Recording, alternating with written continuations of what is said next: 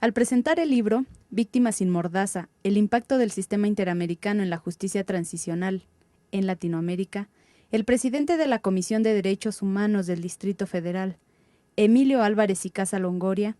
criticó la reticencia y la resistencia de los actores políticos para abordar el tema de la justicia que lleve a castigar los crímenes del pasado, y lamentó que en México prácticamente sea inexistente ese término. En México casi no se habla de justicia transicional. Ese concepto prácticamente ni existe en México, porque el tema de la justicia es uno de los grandes pendientes de la transición mexicana.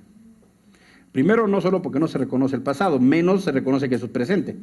El ombudsman capitalino lamentó la indisponibilidad de los actores que están en ese proceso político de aceptar que las deudas del pasado son deudas en el presente. Entonces hay una enorme reticencia y resistencia a hablar del sistema de la justicia transicional,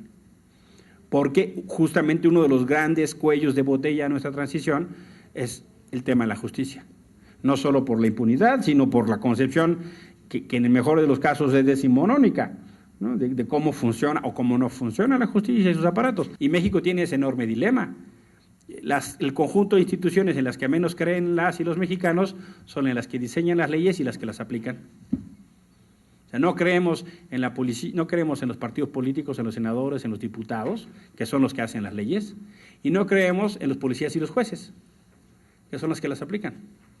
Entonces, por supuesto, tenemos un desafío extraordinario en materia de la consolidación democrática. En su participación, Miguel Sarré, investigador del Instituto Tecnológico Autónomo de México, insistió en que los crímenes del pasado también son del presente, porque siguen habiendo acciones u omisiones, principalmente el silencio gubernamental, en torno a las más graves violaciones a los derechos humanos en México. Pues estamos en una situación también de transición, una situación de transición que no termina y que es difícil marcar los puntos, los hitos. Quizá podríamos decir en México que 1997 fue una fecha importante porque fue el año en el que se perdió el control político del entonces Partido de Estado sobre el Congreso Federal,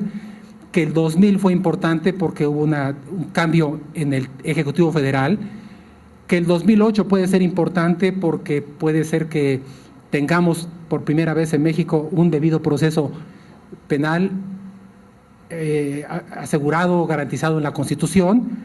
pero también hay etapas hacia atrás y hacia adelante que quedan con algunas interrogaciones. Hacia adelante, bueno, ¿cuándo tendremos en México una reforma penitenciaria? ¿Cuándo cesará esta guerra sucia de baja intensidad en contra de los cientos de miles de internos en las cárceles mexicanos?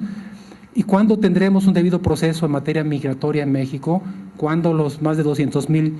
extranjeros que son deportados anualmente tendrán verdaderamente herramientas de debido proceso? Y hacia atrás, antes de 1997, y sería muy difícil saber hasta dónde irnos, bueno,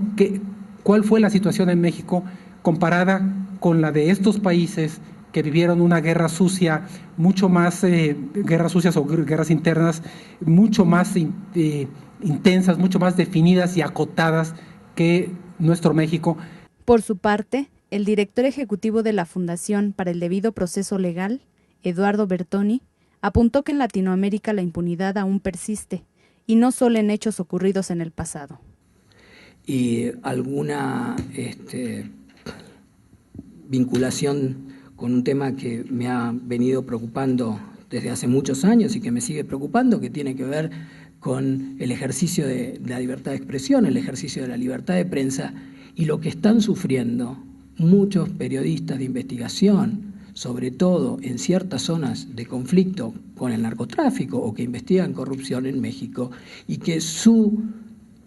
ataques o inclusive algunos de los asesinatos, o la mayoría diría yo de los asesinatos ocurridos, no han tenido respuesta en los tribunales. Entonces no estamos hablando de impunidad de hechos del pasado, sino que estamos hablando de impunidad de situaciones que son del presente. Si las políticas públicas para atacar esa impunidad han sido la creación de fiscalías especiales, bienvenida sea una política pública que trate de aminorar esos problemas, pero como dijo mi querida amiga, la periodista Dolly Esteves, de alguna manera se han creado fiscalías del engaño.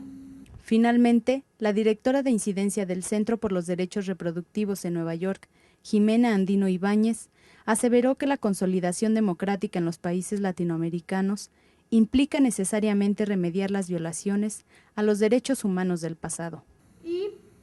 la otra cosa, bueno, es que a final de cuentas los estados han sabido cumplir más con las reparaciones económicas que con otro tipo de reparaciones simbólicas y colectivas. Los estados tienen un déficit muy grande en investigación y sanción en cuanto al cumplimiento de las sentencias de la Corte, es decir, han avanzado algunas cosas en reparaciones económicas, pero Guatemala, por ejemplo, es un país donde no ha habido realmente investigación y sanción de los perpetradores de las violaciones graves a los derechos humanos, a pesar de que hay muchas sentencias de la Corte que incluso ya lo señalan. Y creo que resolver estos problemas de cómo ese caso que es tan emblemático y que es tan importante a nivel de tener un caso en la Corte que diga el Estado es responsable y se le conmina al Estado a pagar tanto y hacer tantas cosas, puede realmente no generar problemas en la práctica, sino todo lo contrario. ¿Cómo puede el sistema reducir esos conflictos?